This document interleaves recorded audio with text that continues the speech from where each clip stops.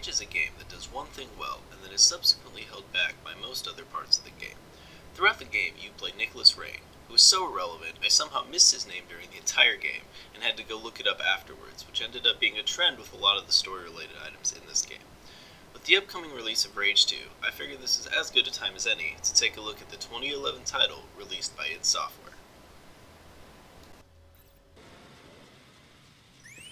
It has released a ton of amazing games to date, with Doom 2016 being their most recent release. Besides Doom BFR, Doom released a critical and commercial success as it basically did everything right in regards to the single-player portion of the game. The multiplayer portion of the game is where most of the criticism was aimed, but that did not stop the game from being the great title it was. The campaign, graphics, and gameplay were all amazing. I could spend tons of time gushing about how much I enjoyed Doom, but this is a review about Rage instead. Now, why bother to mention how great the recent Doom game is?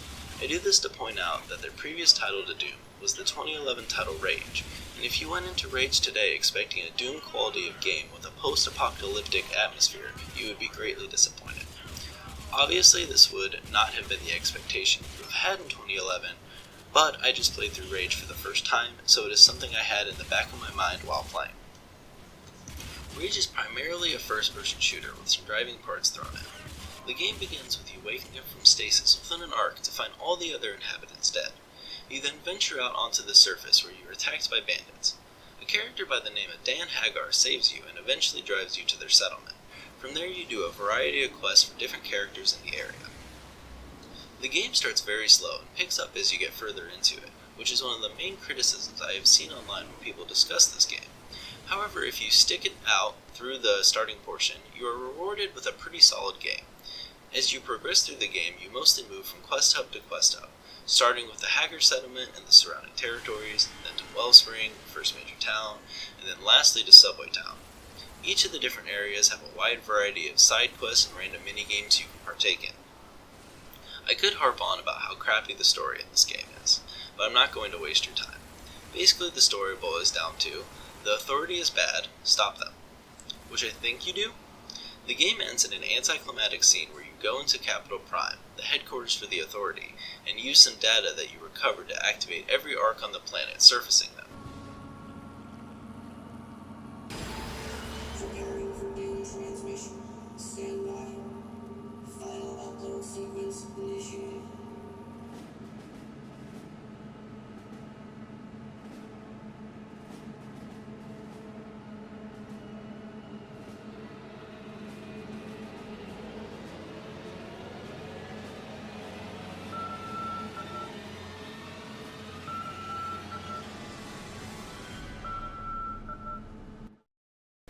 If you think I am missing major parts of the game, I probably am. Basically, all the story in this game is given through crappy disposition that you get when starting and ending quests. The quests even have quest boxes like they would in an MMO. Due to this, I couldn't really be bothered to care about the story. It was nice that they at least had voiceovers for the quest text, and the characters had pretty good voice acting, but overall I was left pretty disappointed with the story. I got supplies I need to run up north, but come back when you have the right wheels. The easiest way to get a Caprino is to win one. Now that I have ragged on the story for the game, we can move on to more interesting things, like the gameplay. The game is mostly broken up into two different things, first-person shooter sections and driving sections. The vehicles in this game are used to transport you between mission areas. Explore, race, and shoot bandits in between, which can earn you money if you accept the side quests in Wellspring and Subway Town. While it is cool to unlock new cars and customize them with new guns and abilities, I found the driving portions of the game repetitive and boring. The driving does not necessarily feel bad, but it is just so bland it feels like it is there to pad out the game. The basic gameplay loop is accept your quest, drive to the area, enter through some type of door that loads you into a new area, fight all the enemies, load back into the overworld, and then drive back to where you accepted the quest to turn it in. Rinse and repeat this for the entire game except for the few occasions where your quest area is attached to the mission hub and you do not have to drive there. At first the driving was enjoyable as bandits will spawn and you can take them out, but as I got further into the game I found myself just ignoring them and getting to the quest area faster, as that is where I got all my enjoyment. Along with using your vehicle to transport you between quests, you can also explore the wasteland and race. If you enjoy exploring open worlds, you may find that enjoyable, but I usually like to just stick to objectives, so I did not do much exploring. You can also find additional side quests out in the wasteland to do, along with finding sewers that you can enter to kill mutants and find loot. This is related to the Wasteland Sewers Missions DLC, more later. As for racing, this to me was the most pointless. Throughout the game, there are a handful of required races you do to progress the story, but besides that, you can do them to earn money and upgrades for your vehicles. I guess honestly, if you do not do a ton of the extra races, they do not really overstay their welcome, even though they aren't very good. The best way I can think to describe them is a stripped-down kart racer with Mad Max-type vehicles. You pick up power-ups, ammo, and boost while racing and use them to win the race. For all the deficiencies of the vehicle portions of the game, the FPS sections are fantastic. All the locations you go to throughout the game for your quests are handcrafted, mostly linear FPS levels.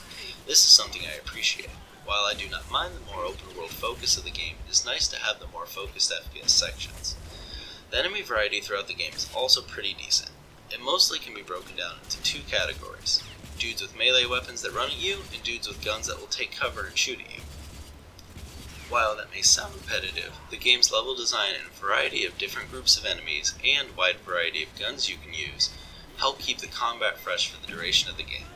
The only gripe I had with the FPS portions was how awkward it felt to ADS, and that may have been something that I personally just didn't like. I found it more effective to just hip-fire most of the game due to the enemy ranges, sporadic movement of some of the enemies, and being able to stay more mobile. I played through Rage on a PC, with a mouse and keyboard though, so that may be more difficult if you were to play through it with a controller.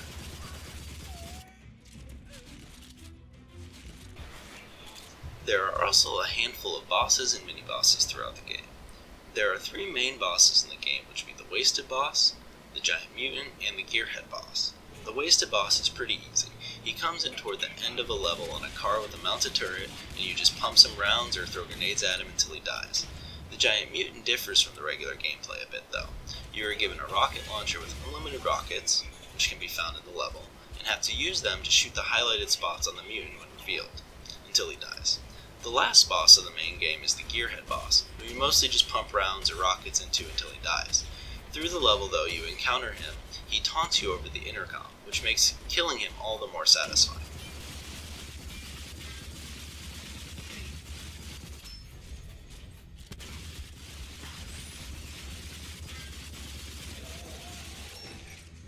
Along with the main bosses are what I would consider mini-bosses, but may just be different enemy types. These are mostly larger, more bullet-spongy enemies, except for the big tentacle guys that swing their tentacle at you and disrupt your vision if they hit you. Mutant Bash was also a section of the game that I found very enjoyable. While it is not a huge chunk of gameplay, I found it pretty entertaining. You have to play through the Mutant Bash once during the main story and then once during one of the DLCs, but you are able to replay it for more rewards. It is a good way to make money. The premise of Mutant Bash is a game show hosted by the character J.K. Stills, where you do exactly as the name implies, bash the mutants however you wish.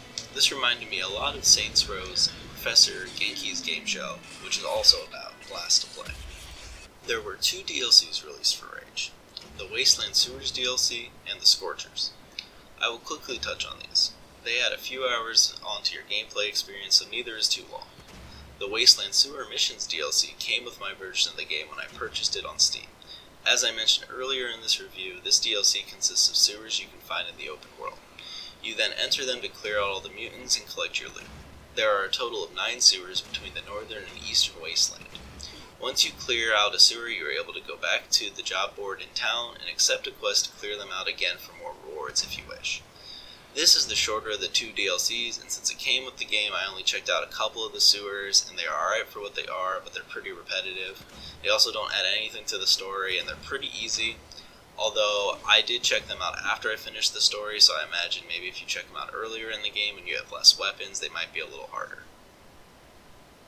The other DLC, the Scorchers, is the bigger of the 2 DLCs, adding a new weapon, an enemy type, characters, locations, and a new questline revolving around the Scorchers. This DLC still costs money, but if you enjoyed the base game, it is worth checking it out. It is about 2 hours long, however without this DLC you are unable to continue playing after the final scene. It also adds a new Ultra Nightmare difficulty, which I did not check out, and also it includes the option to replay completed missions. Sadly, the story in this DLC is not much better than the main portion of the game, but the gameplay still holds up. You visit a few different locations and even take on another round of Mutant Bash, which is pretty fun. Along with the new locations, you get a new weapon, the nail gun, which comes with 3 different ammo types like many of the base weapons. Overall, the weapon is fine if you want to change things up, but I would not say it's strictly better than any of the base weapons, although the railgun mode is pretty cool to use. Like the Wasteland Sewers DLC, you can complete this during your playthrough of the main quest. I accidentally started the quest line at the beginning of the game, and then came back and finished it once I completed the story. The DLC ends with a boss fight against a warship known as Firestorm. This is probably the hardest boss fight in the game, as you take on the warship along with a bunch of other Scorchers. Overall, I found Rage to be very enjoyable and worth the time to check out, even if the lackluster story and vehicle portions detracted from my overall enjoyment of the game. With how cheap you can pick up Rage these days, I would recommend it to anyone looking for a nice single-player FPS to play, especially if you plan on playing Rage 2. From my understanding, you do not necessarily need to play the first Rage to enjoy the second, but I always get more out of sequels if I have played the previous titles. So yeah, that's the video. Thanks for checking it out. This is the first time I've ever made something like this, so I'm sure it's not very good. I would love to hear any feedback. I hope to make something else like this again, but I'm not really sure what game I'll do it on. So yeah, thank you.